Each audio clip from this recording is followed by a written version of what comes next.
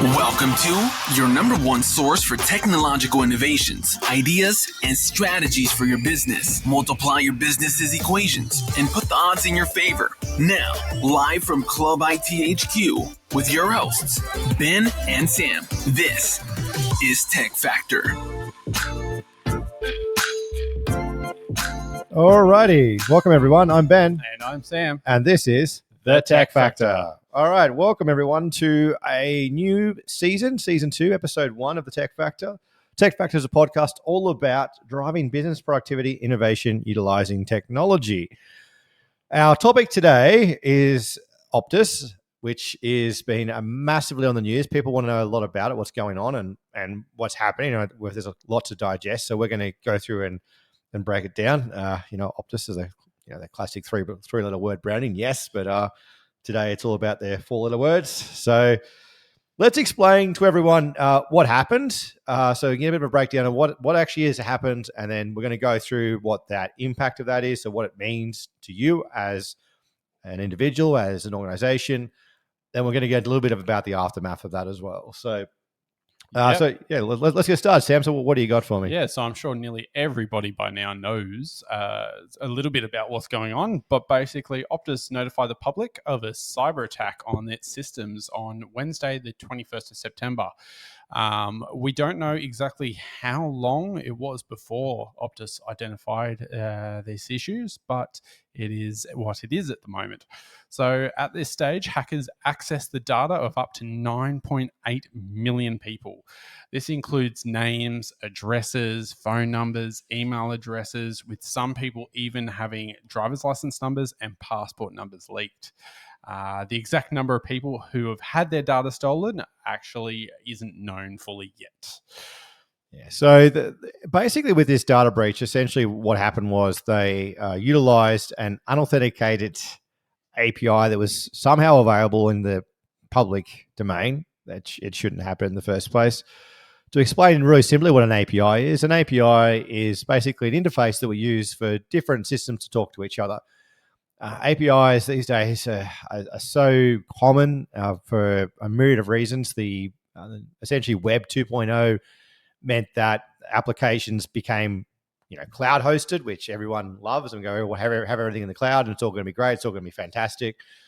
But the downside of that is that obviously all these applications need to communicate with each other, and they need to communicate with each other also via the World Wide Web, via the cloud. So they need to communicate in an open environment.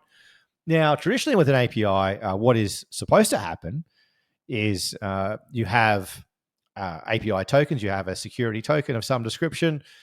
You may have additional secure API security keys, and you've also got granular levels, permissions, and things like that. You've also got token expiries and all kinds of bits and pieces.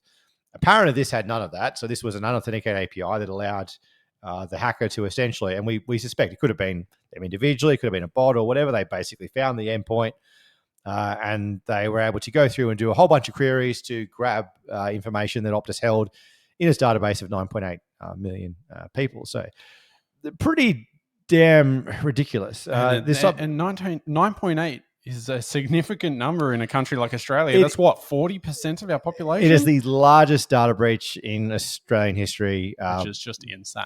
So far. Yeah. Hopefully that, this is the thing, right? Clearly the government doesn't want this type of thing to happen again, and we'll get to that shortly. But I guess what that means is, as again, so Sam and I, we've been able to go through, there is actually a way to test to see what information Optus has held on you and how that API would present that information to hackers. But essentially that's what's happened. Look, we don't really know. Again, Optus has given us a timeline via the media releases and whatnot, but this may have been going on for some time. It may have this API, the server may have been exposed for some time. Certainly the individual hacker that has accessed it, or the individual hackers, we don't know. As we expect, an individual hacker that's accessed it, maybe there was someone else that was aware of it before them as well, just didn't actually say anything about it. Yeah, exactly. But this is a massive, it's a really basic thing in terms of cybersecurity. And for Optus at this scale to leave something like this open, again, it's not so much even just the damage it's going to do Optus, but it's the damage it's going to do at government level. It's also the damage it's going to do across, there's a collateral across all organizations. The banks in particular are very, very angry and upset about this. Yeah, it's going to cost a lot of people a lot of money. Because the ABA has gone through and put something out. I mean, obviously the ABA being very good at lobbyists, they're going through and asking the government to make change to legislation already so that they get notified as soon as these types of things happen as well. But I mean, that's not really that's honestly the starting point.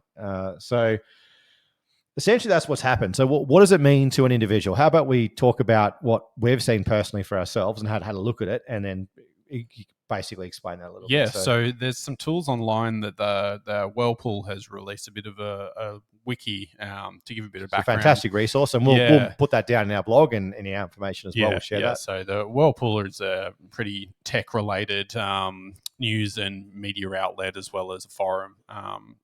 So it's very well known in the tech community, and they've got a very good resource out there, which we will share. Basically, what they've given is some instructions on how to basically log in to your Optus account and then be able to access the API as such to pull out any data that would have been under your name. So both myself and Ben have done this today. And we have found it's a very simple process. You literally you can once you log into your Optus account again. So the way an API works, it creates an access token that should have an expiry. I hope it has. I hope they have expiry. I'm pretty sure they would. And then that allows you then, if you can do the same queries as what the API did, it'll return the data. So we did that, right, Sam? So give us an example of what. I mean, don't give us your personal information over the podcast. Well, I'm sure you can find it now. It doesn't matter anyway. You can just always look it up. But for me personally, it released my first and last name, not my middle name, but my email address was leaked, which my middle name is part of my email address. So that is a bit redundant for me. It also has given my current mobile number, my current date of birth, obviously my date of birth, my current postal address, as well as my driver's license number and state of which it state of issue. Yeah, state of issue for it. Yeah, and so I mean, looking at what I've got here, the data that's presented for me, it has my date of birth. It's got email address. It's formatted name. It doesn't include my middle name, which is beneficial. Again, due to Optus's incompetence and my request numerous times for them to update my address, they never did that, and I've actually got incorrect information there, which is fantastic. So some of the information they've gone through and provide there is inaccurate. The driver's license looks accurate. It's not good news. And as I said, this information, again, in terms of what this is, so again, the fact of the matter is that obviously this can be utilized for a variety of purposes. You can effectively, if you've got this information, you can reset almost anything. And you can also, again, I think most likely what we're going to see for individuals, as I mentioned earlier, it's going to be, phone calls, SMSs. Hey, this is John from the bank, from NAB. Your date of birth is blah, blah, blah, correct? Yep. Oh, yeah, just calling about your account. Can you give us this information and whatever? So I think that's going to be the most likely attack vectors that we're going to see in terms of the typical types of scams once this information gets out there onto the dark web, if it's not already out there. In terms of the other stuff, it's going to be lateral movement. So from a cybersecurity point of view, what that means is if they get access to one account, they use that to get access to another account, and so on and so forth. The holy grail being your email account. I would strongly recommend if you're if the Optus account, if the email account you're using that's registered with Optus isn't actually highly utilized, it might be worth actually just changing your email account. Because that would be a big benefit in that regard. If someone gets access to your email, they ultimately get access to everything. And I think you mentioned it earlier, Sam, restoring access to an email account can be a matter of, what's your phone number, what's your date of birth and stuff. Often, especially with Gmail accounts, which, probably the majority of the general population uses, is it's going to be confirm your recovery mobile number or recovery email address, which is likely something that's part of this information leak. And unfortunately, this information isn't hard to disseminate, because I personally have been just searching the internet and have found when it was originally found and was posted on some forums, they posted some samples of 100 records, and it's easy to see. At least in this sample that I was looking at, I could tell people's names, their address, their phone numbers, driver's license numbers, and that's with 5 minutes of Googling. Yeah. So it really is a little bit scary for the personal, just for your personal security and what could potentially come from it. And that was one, and we'll get to the aftermath shortly in terms of what it might mean for people individually. But certainly, in terms of the individual, as I said, you should anticipate that if you've got that information with Optus, it's probably been exposed or it will be exposed at some point. So as I said, what you can do about that is, well, again, make sure, well, if you don't have multi-factor on your email, you're insane. You need to get multi-factor on your email yesterday.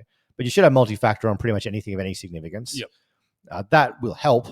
But again, if people have this level of private information, they can utilize that information to then get access to your accounts or reset accounts potentially. So it's important to make sure that, again, with the account information, to make sure, again, if you can change the email address, if you it'd be worthwhile doing. I think in terms of the again, certainly, I mean, resetting passwords isn't going to do too much, but certainly making sure you get multi-factor and just making sure that if they're, again, your email is going to be the golden keys. If you can lock that down, I think that's absolutely critical.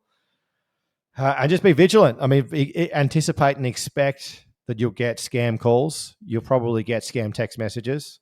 You may get scam emails that'll be very effective, and you're going to get them at an unprecedented level that you wouldn't have received them before. And I think that's really important. Yeah, definitely. And the ACCC, so the Australian Consumer and Competition Commission, have said that Optus customers should suspect they are victims of fraud and should request a ban on their credit records and be highly skeptical. Skeptical of unexpected calls from people claiming to represent banks or any kind of government agencies or any business, really. If you haven't asked to be called, then probably expect it to be fake. Yeah, I think that's it's frustrating as it is. I think you're going to have to assume that whatever you're receiving is likely going to be fake. I mean, unless you're expecting, unless you can validate and verify it, you should always go through and double check. Even if it's a matter of just saying, okay, the bank's called me, that's fine. Well, I'm going to hang up. I'm going to actually call the bank directly and make that inquiry and see whether that is actually a legitimate inquiry or not. I don't think it's going to hurt to be safe. Absolutely. You see, it's just a matter of you have to be you're super precautious and be ready for it, anticipate it. Excuse me. So I think in terms of, again, so that pretty much sums up, again, what it means to the individual and how it's going to affect them. Let's talk a little bit about the aftermath.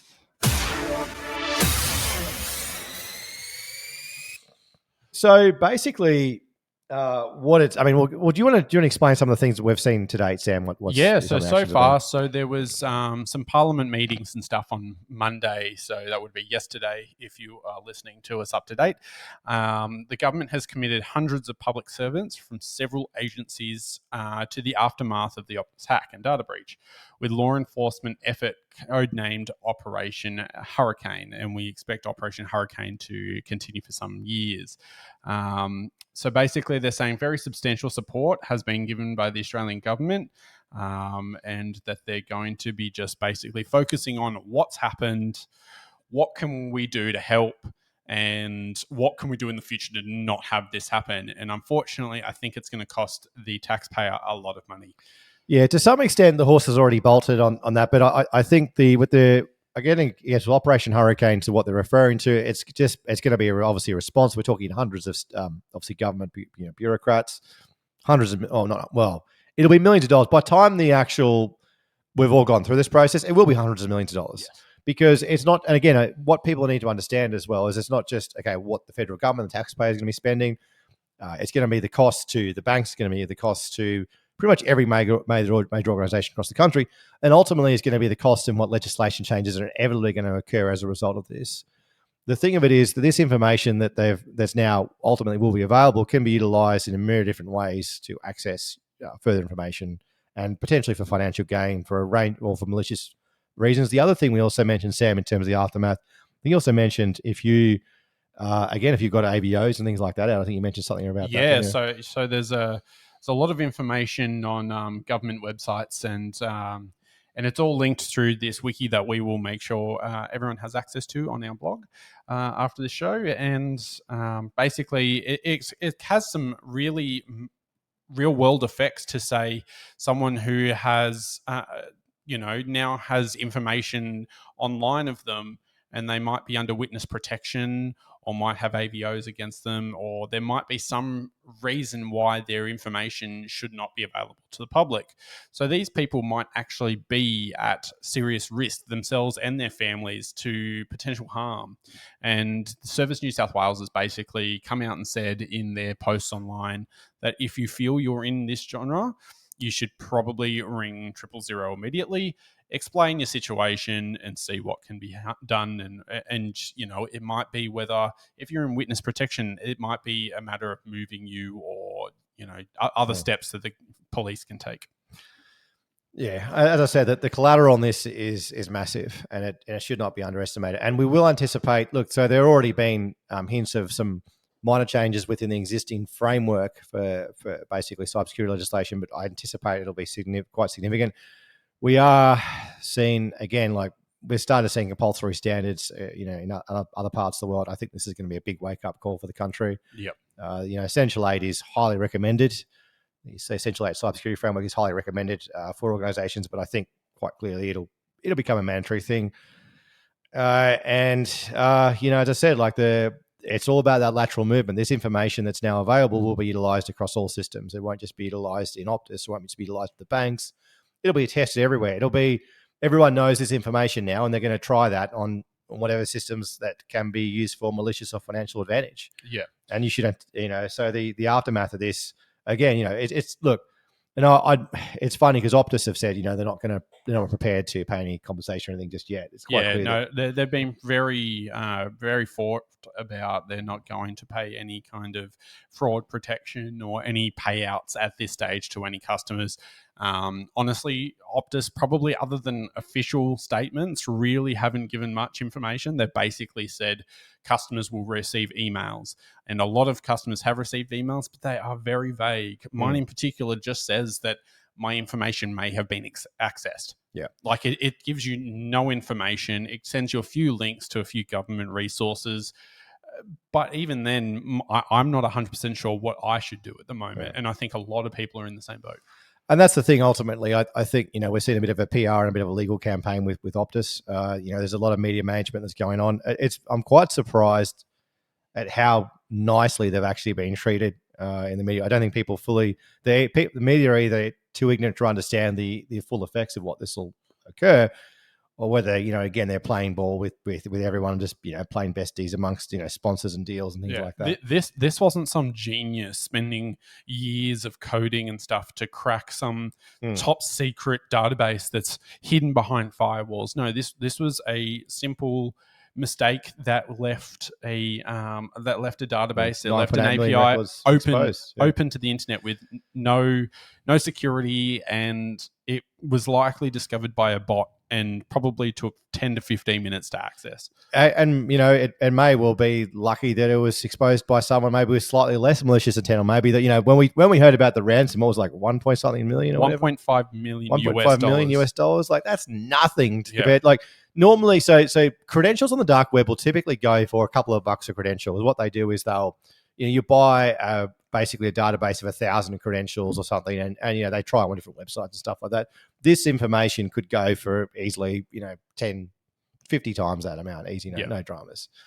Given the extent of it, because it's not a small breach either. It's not something that a bank can quite easily just close the accounts, or a small business can just notify its customers to change passwords or update their information. This is a massive breach with very large, complicated data that has been leaked out into the internet. And even just something of changing the driver's license numbers of 9 million people isn't a small feat, and it would be something that it's probably the state governments probably don't even have the resources to do that. They wouldn't have the resources for it. They wouldn't have the budget for it. They're all freaking out. Same thing with the passports. I think we talked about that, where they're like, well, you don't really need to change your passport, but I mean, as we've got these other things in place and blah, blah, blah. They're all kind of saying, well, please, we can't afford to do all that. We don't really want to do all that.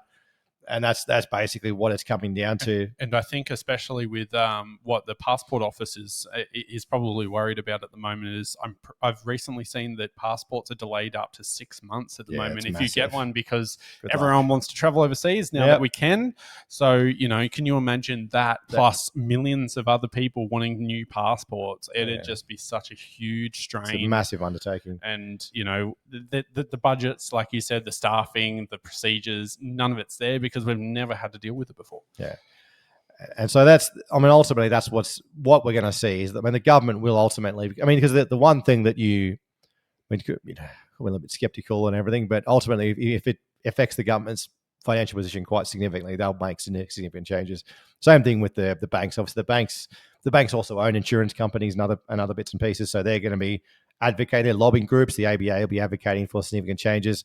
The banks aren't necessarily, the good guys in this either, but because they're also being, pretty slack on cybersecurity over the years as well. There've been plenty of instances where the banks have made mistakes also. Exactly right. And, it just comes to, it's going to cost a lot of people a lot of money at the end of the day. Like, it's going to be governmental, it's going to be banks, it's going to be personal, it's going to be insurance companies, it's going to be a bit of everything.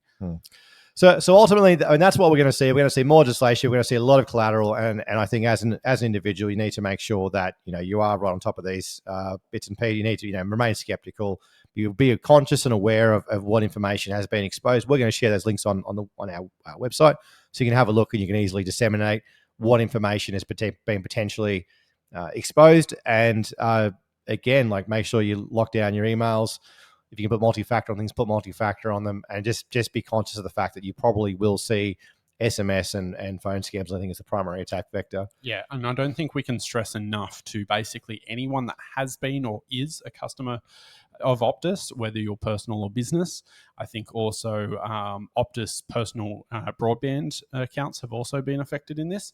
So we can't stress enough that go through these resources, have a look at the stuff that we share on our website, do your own research, contact Service New South Wales or wherever you are in the country, your state road services. Find what information may have been leaked, keep an eye out on the media, and just be vigilant. I think that's the ultimate takeaway. But look, again, we haven't had the last of this, and I think we'll still hear some more to come. Ultimately, over the next coming months and the coming years, again, the collateral for this is massive. So with that, that's Optus. That's what it was all about. So that's what the breach is a massive breach. It's how it's affected you, and this is what the ultimately aftermath will be. Unfortunately, we'll be talking more and more about this over the coming months, and we're probably going to see more data breaches and more cybersecurity incidents as a result of people having access to this information. So this is just the beginning. That is a very lighthearted start. It's this season. It's a great start to season 2, wasn't it, Ben? It's fantastic. So, let's wrap it up. I'm Ben. And I'm Sam. And we'll see you guys next time. Cheers.